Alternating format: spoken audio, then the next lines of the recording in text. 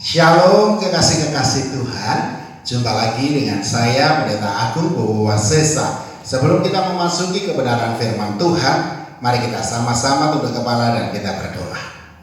Bapa, di dalam nama Tuhan Yesus Kristus, ya Roh Kudus, kami serahkan kebenaran firman-Mu pada saat ini ke dalam tangan-Mu.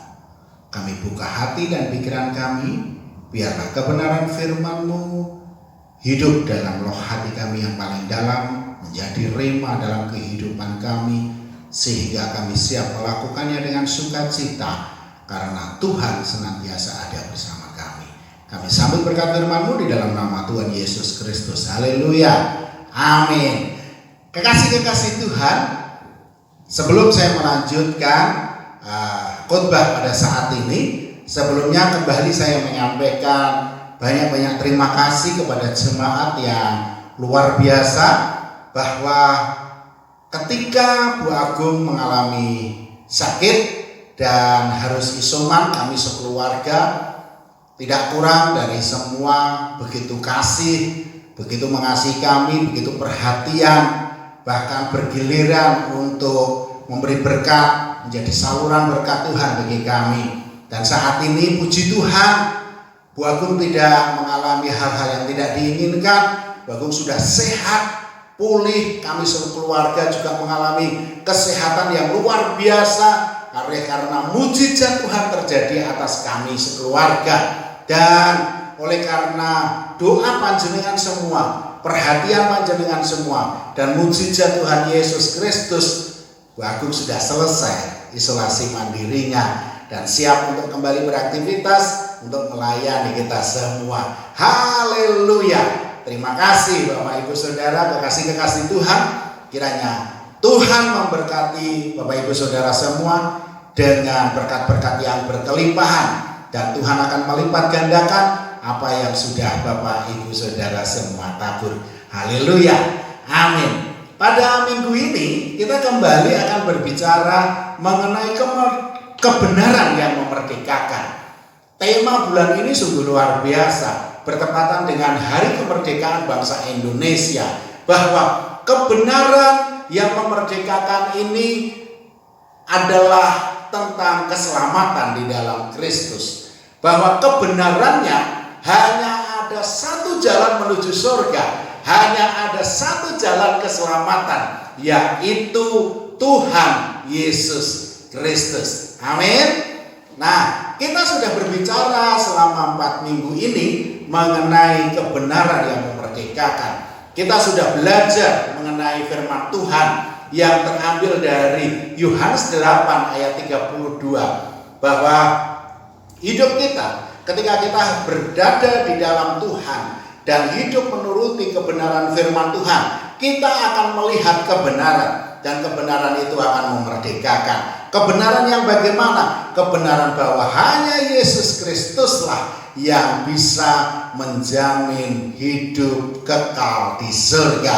Nah, saat ini kita akan belajar sama-sama, kita akan belajar kembali mengenai kebenaran firman Tuhan ini. Oleh karena itu saya akan mengajak Bapak Ibu Saudara membaca dan membuka kitab Yohanes pasal 8 ayat 32.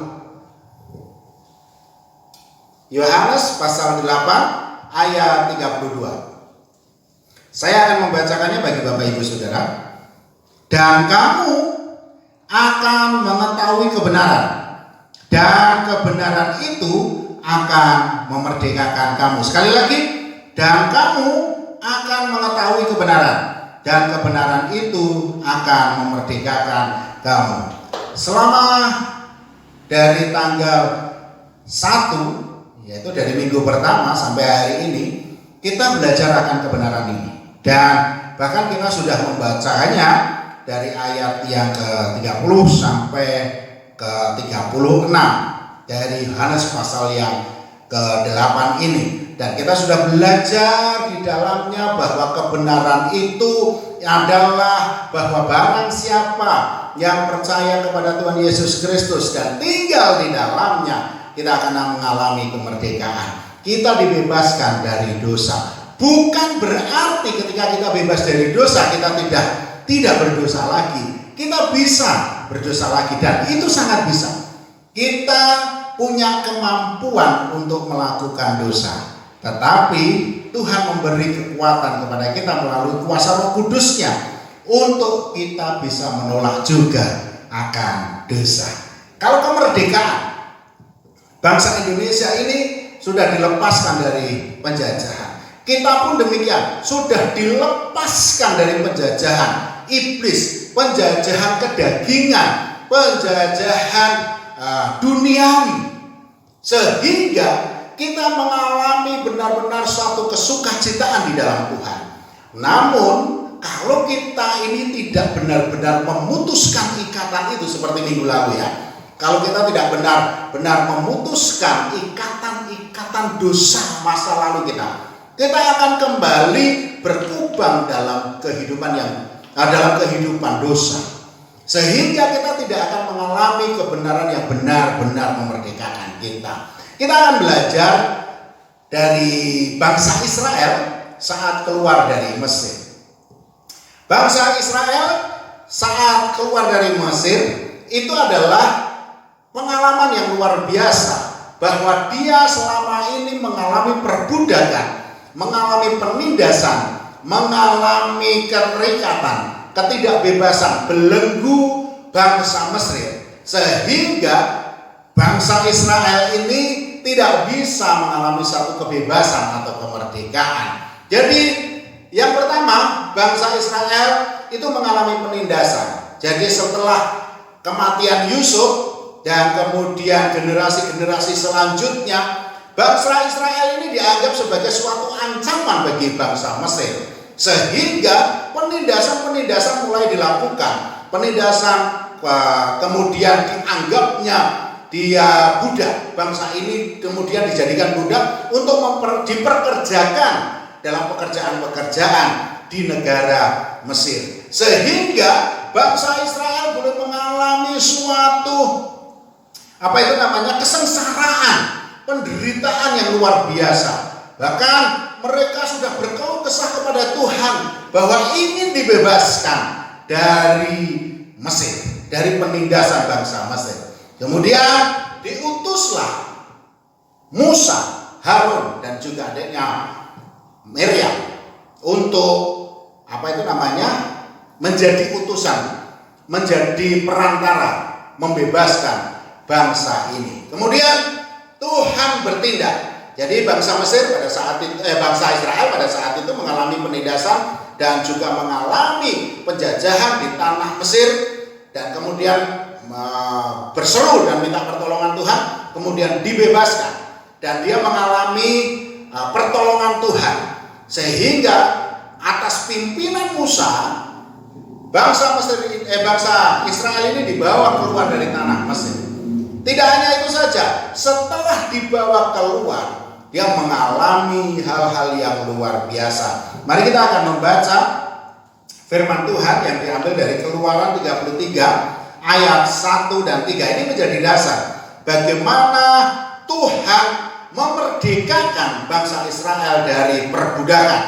Dikatakan demikian ayat yang pertama. Berfirmanlah Tuhan kepada Musa, pergilah, berjalanlah dari sini, engkau dan bangsa itu yang telah kau pimpin keluar dari tanah Mesir, ke negeri yang telah kujanjikan dengan sumpah kepada Abraham, Ishak dan Yakub. Demikian kepada keturunanmu lah akan kuberikan negeri itu. Artinya ketika saat itu bangsa Israel mengalami suatu penindasan, kesengsaraan, kemudian atas izin dan kuasa Tuhan memilih Musa untuk membawa keluar bangsa Israel ini dari tanah Mesir menuju tanah perjanjian yang sudah dijanjikan kepada Abraham, Ishak dan Yakub. Kemudian ayat yang kedua, aku akan mengutus seorang malaikat berjalan di depanmu dan akan menghalau orang Kanaan, orang Amori, orang Het, orang Feris, orang Yewi dan orang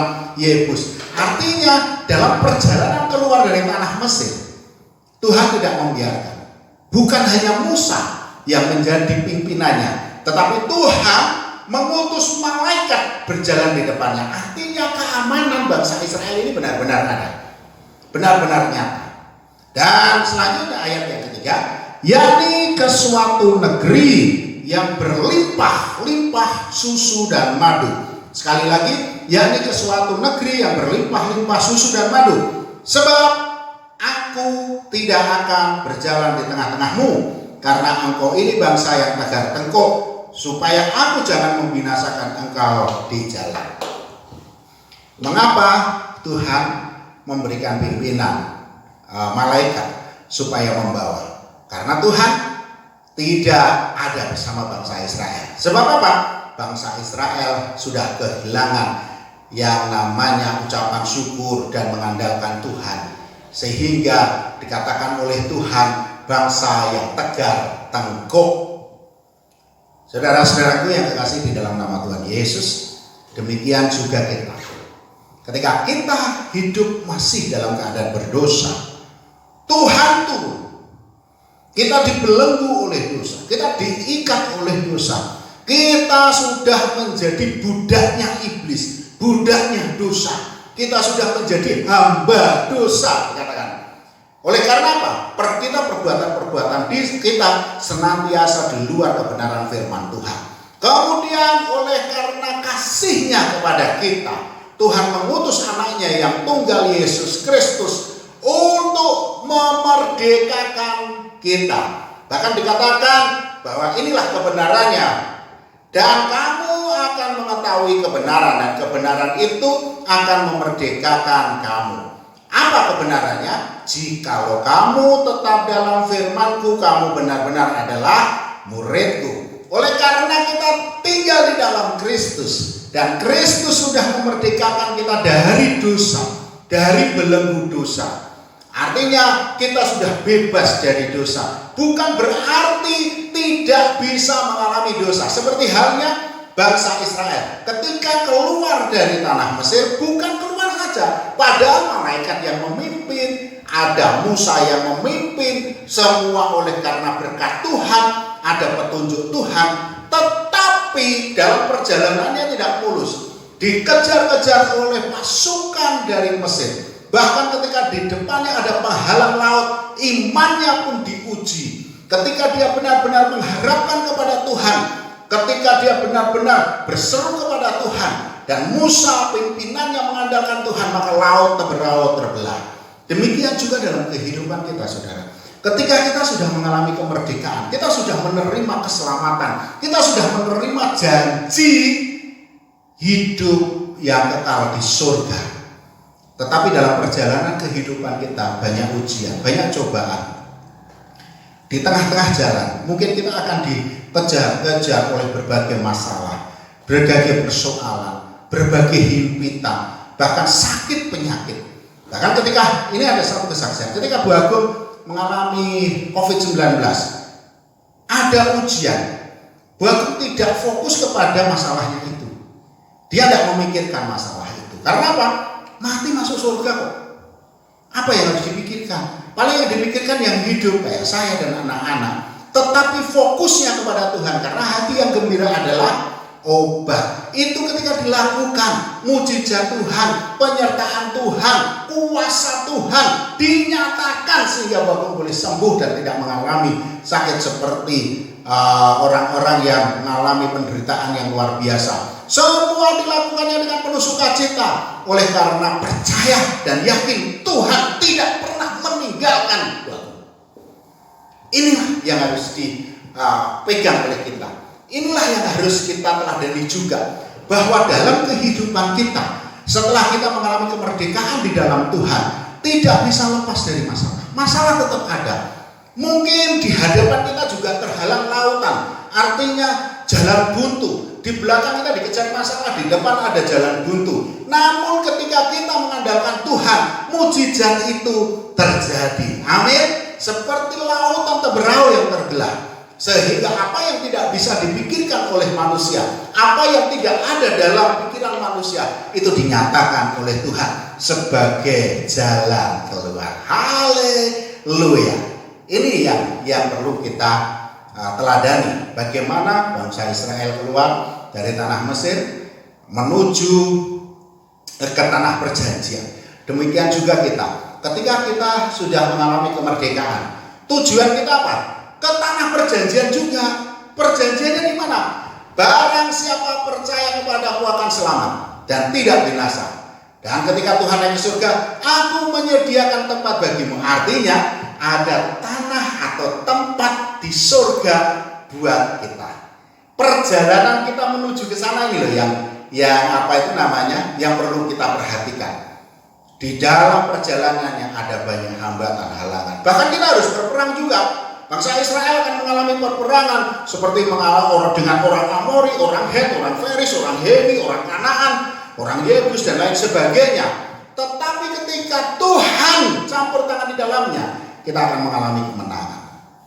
Kita akan mengalami peperangan juga, peperangan rohani, mungkin peperangan iman. Mungkin kita dipertaruhkan milih Tuhan atau memilih dunia. Banyak sekali seperti itu. Sehingga ketika kita mengalami penderitaan itu, iman kita teruji, kita akan mengalami kemenangan. Oleh karena Yesus bersama dengan kita. Amin. Yang ketiga, apa yang boleh kita pelajari tentang kemerdekaan dari bangsa Israel saat keluar dari tanah Mesir? Bangsa Israel ini tidak mensyukuri berkat Tuhan, tetapi malah bersungut-sungut dan berkeluh kesah karena zona nyamannya terusik. Jadi bangsa Israel ini walaupun dalam kondisi perbudakan, kondisi yang hidup di dalam penjajahan, kekangan, mereka tetap bisa nyaman. Karena apa? Makan dikasih. Ada perhatian dari pemerintah Mesir kepada bangsa Israel walaupun dikategorikan bangsa kelas 2, tapi dia duduk makan semua dijamin.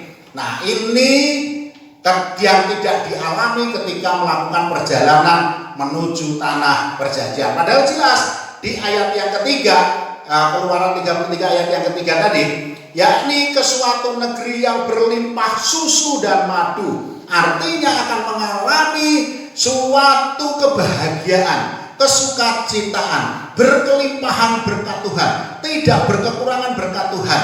Apa yang diinginkannya ada di situ, disediakan Tuhan.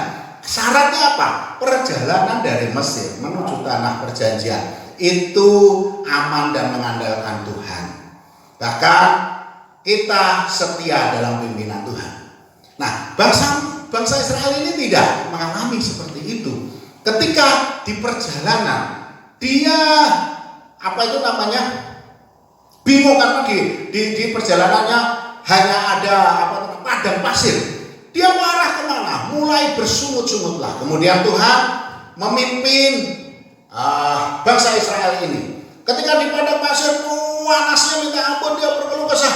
Aku jarang gowo ngendi Musa. Enak-enak di Mesir, enak-enak di sana walaupun kami mengalami perbudakan, tetapi kami masih bisa tidur nyenyak. Kami tidak kepanasan. Kami tetap bisa makan enak. Akhirnya Tuhan mendemonstrasikan kuasanya. Tuhan memimpin bangsa Israel ini dengan tiang awan dan tiang api. Ketika berjalan siang hari, ada awan yang menaungi dan memayungi mereka. Ketika berjalan di malam hari, ada api penerang yang menuntun mereka. Ini luar biasa. Apakah itu cukup membuat bangsa Israel mengandalkan Tuhan? No. Demikian juga kita, saudara. Banyak di antara kita yang kita ini sudah dimerdekakan dalam dosa, tetapi kita masih terikat dosa lama. Kita tidak mensyukuri berkat-berkat Tuhan. Coba lihat, ini ya contohnya. Saat kita sedang kepanasan, kita merindukan hujan. Wah, panasnya kemarau kok panjang gini, tidak hujan-hujan. Nah, kapan kemarau berhenti? Kemudian setelah hujan terus menerus, yang dikatakan apa? Berkeluh kesah lagi. Hujan kok gak berhenti-berhenti. Kapan hujannya rampung? Gak ada panas. Pakaian gak bisa kering, gak bisa berangkat kerja, gak bisa berangkat sekolah dan lain sebagainya. Saat bujangan bingung juga, berkeluh kesah. Kapan aku ya dapat jodoh? Kapan aku bisa menikah? Kemudian setelah menikah berkeluh kesah lagi. Kapan aku punya anak? Setelah punya anak berkeluh kesah lagi. Anakku repot, anakku rewel, anakku seperti ini. Aku punya anak sangat repot sekali. Semua berkeluh kesah, tidak bisa mensyukuri. Inilah gambaran dari orang Israel itu. Setelah mengalami kemerdekaan, dia tidak bisa mengucapkan ucapan syukur, tetapi malah justru berkeluh kesah. Bahkan dikatakan dalam Keluaran 16 ayat 8, ketika bangsa ini mengalami ketidaknyamanan, mereka mengeluh dan bersungut-sungut dan menggerutu. Lagi kata Musa, jika memang Tuhan yang memberi kamu makan daging pada waktu petang dan makan roti sampai kenyang pada waktu pagi, karena Tuhan telah mendengar sungut-sungutmu yang kamu sungut-sungutkan kepadanya. Apalah kami ini? Bukan kepada kami sungut-sungutmu itu, tetapi kepada Tuhan. Ini yang ditulis dalam Keluaran 16 ayat 8. Inilah yang sering kita lakukan ketika kita mendapatkan berkat Tuhan, tidak disyukuri. Seringkali kita malah bersungut-sungut dan bersungut-sungut seperti yang saya gambarkan tadi. Saudaraku, apapun yang ada dalam kita, syukurilah itu. Ketika kita mampu bersyukur, kita akan mampu menikmati berkat Tuhan. Ketika kita mampu menikmati berkat Tuhan, kita justru mata kita akan terbuka, bisa melihat, oh ternyata Tuhan itu sungguh baik. Dia tidak pernah meninggalkan kita. Kita begitu diperdekakan tidak dilepaskan saja, tetapi Tuhan menyertai. Tuhan campur tangan dalam segala perkara. Wah, ini yang luar biasa. Kemudian yang keempat, apa yang bisa kita pelajari dari keluarnya bangsa Israel setelah mengalami kemerdekaan dari Tuhan, kemudian menuju tanah perjanjian? Dikatakan demikian, bangsa Israel ini yang keempat tidak mau membayar harga untuk menerima berkat Tuhan, yaitu apa? Tanah yang berkelimpahan susu dan madu.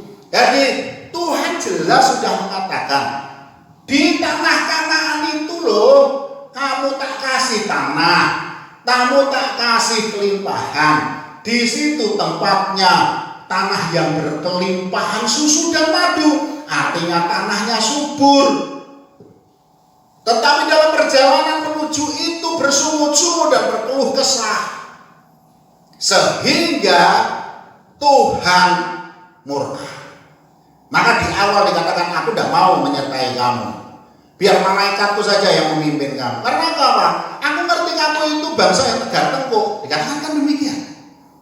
Oleh karena itu, sepanjang perjalanan dari Mesir menuju tanah perjanjian, bangsa Israel tidak henti-hentinya mengalami penderitaan, sehingga yang harusnya cepat dibuat oleh Tuhan muter-muter sampai 40 tahun.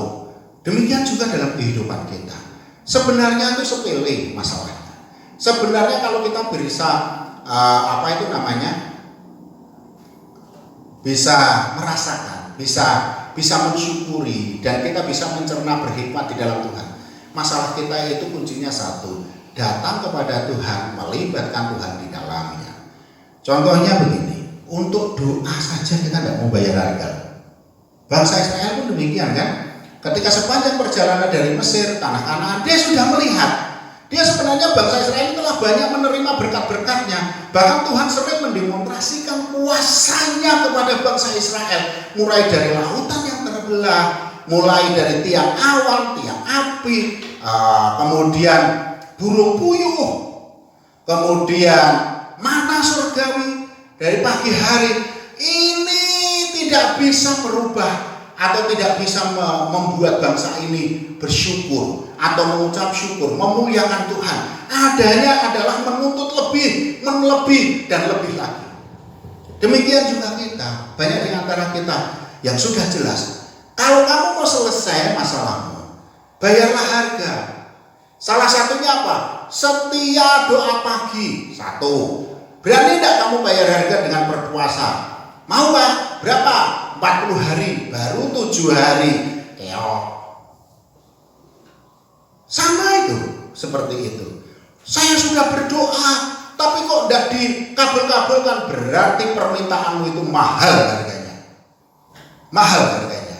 Artinya tidak cukup hanya 1 kali, 2 kali, 3 kali doa, tetapi harus dilakukan terus-menerus. Bahkan bisa sampai bertahun-tahun.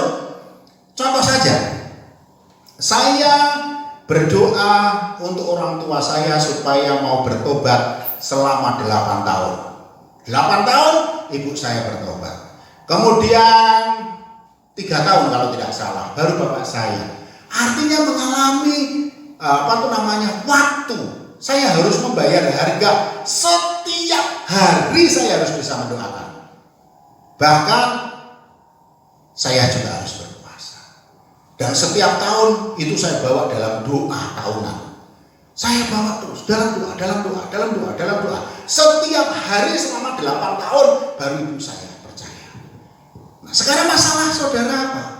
Persoalan apa? Cita-citanya apa? Bahkan kerinduannya apa? Pergumulannya apa? Bahwa di dalam Tuhan. Berani tidak bayar harga? Misalkan dengan doa dan puasa. Sampai berapa lama? Sampai cukup. Misalkan begini, Mas Agung, ya Pak, tolong ambil berkat. Di mana Pak? Di rumah saya. Dari rumahnya di mana? Misalkan di Nurengan. Artinya saya harus melakukan perjalanan dari Jaten menuju ke Burengan. Namun ketika saya sampai di Ngronggo situ, kemudian saya males lah. Paling berkati ngono-ngono wes balik.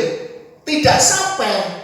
Ketika saya hanya sampai Ngronggo, artinya saya sudah melakukan perjalanan, tetapi baru setengah jalan saya males. Kemudian saya kembali. Apa yang harusnya saya terima? Apa yang menjadi hak saya berkat itu? Tidak saya terima. Tidak saya alami. Dan saya tidak menikmatinya. Karena apa? Saya tidak mau ambil. Saya tidak sampai ke rumahnya untuk mengambilnya. Demikian juga hidup kita. Kalau kita mau mengalami berkat-berkat Tuhan, bayarlah harga. Jangan seperti bangsa Israel tidak mau bayar harga. Ketika tidak mau bayar harga, yang bisa memasuki tanah Kanaan bukan generasinya Musa, tetapi generasinya Yosua. Nah, ini yang harus kita garis bawahi. Kemerdekaan itu sudah kita alami. Inilah kebenarannya bahwa di dalam Yesus Kristus ada kemerdekaan. Dan kemerdekaan yang sesungguhnya yaitu kita bebas dari dosa, mengalami kebebasan dari belenggu-belenggu iblis, bahkan kita akan mendapatkan berkat-berkat yang luar biasa yang dijanjikan Tuhan, yaitu keselamatan dan hidup kekal di surga. Tetapi dalam perjalanannya ini loh yang harusnya perlu kita garis bawahi, bahwa kita harus mau membayar harga. Karena dalam kehidupan ini menuju tanah perjanjian kita tidak mulus. Ada banyak batu-batu, kerikil, bahkan jalan itu tidak mulus saja. Ada jalan yang terjal, naik turun dan lain sebagainya, belok kanan, belok kiri. Itu harus kita lewati. Ketika kita mampu melewatinya dengan ucapan syukur, dengan sukacita, mengandalkan Tuhan, melibatkan Tuhan, maka kemerdekaan yang sesungguhnya akan kita alami dan kita akan mengalami berkat Tuhan, menerima berkat Tuhan, bahkan kita akan menikmatinya ketika tiba saatnya kita di tanah perjanjian kita, yaitu di rumah kita di surga. Amin. Mari kita berdoa. Bapa, di dalam nama Tuhan Yesus Kristus, mohon ampun kalau selama ini kami seringkali seperti bangsa Israel. Kami seringkali muter-muter, kami seringkali tidak mau mengucap syukur, seringkali kami berkeluh kesah, bahkan kami tidak mau membayar harga ketika permasalahan dan persoalan yang kami hadapi. Namun justru kami seringkali berkeluh kesah dan menyalahkan Tuhan, mengeklaim Tuhan, menuntut Tuhan, dan bahkan kami harus memerintah Tuhan. Ampuni kami, ampuni kami. Biarlah kami menjadi orang-orang yang menurut. Dan kami mengucap syukur oleh karena kasih kebaikan Tuhan kami boleh mengalami kemerdekaan, yaitu Engkau bebaskan kami dari segala dosa. Dan kami mengucap syukur oleh karena Tuhan sudah sediakan tempat yang penuh kemuliaan, penuh damai sejahtera, penuh sukacita, yaitu kerajaan surga yang kekal. Haleluya. Tuhan, kami berdoa kiranya Tuhan memberkati setiap anak-anak-Mu, khususnya kekasih-kekasih-Mu jemaat GBI Paul Jaten, supaya hidup mereka dipenuhi berkat Tuhan. Berkat-berkat yang dari Tuhan itu berkelimpahan atas hidupnya. Engkau permudah dalam bekerja, Engkau permudah dalam mencari rezeki. Berikanlah berkat-berkat rezeki-Mu secara berkelimpahan. Berikanlah kesehatan. Dan kalau ada yang sakit, jamahlah, sembuhkanlah, oleh karena kami percaya dan yakin bilur-bilur Tuhan sudah menyembuhkannya. Terima kasih Tuhan, terima kasih. Biarlah hidup kami berada dalam tangan-Mu. Jadilah kehendak-Mu atas kami, karena sesungguhnya kami adalah hamba-hamba-Mu. Kekasih-kekasih Tuhan, angkatlah tangan-Mu dan terimalah berkat Tuhan dalam akhir ibadah ini. Tuhan memberkati-Mu, Tuhan menyinari-Mu dengan wajah-Nya, Tuhan memberi engkau berkat damai sejahtera, sukacita, kelimpahan. Bahkan Tuhan memberikan kepadamu pertolongan dan juga berkat, sehingga apapun juga yang kau kerjakan, kau usahakan melalui tangannya-Mu, Tuhan memberkatinya, sehingga kau akan mengalami keberhasilan dan keberuntungan. Terimalah berkat ini di dalam nama Bapa, Putra, dan Roh Kudus. Haleluya. Amin.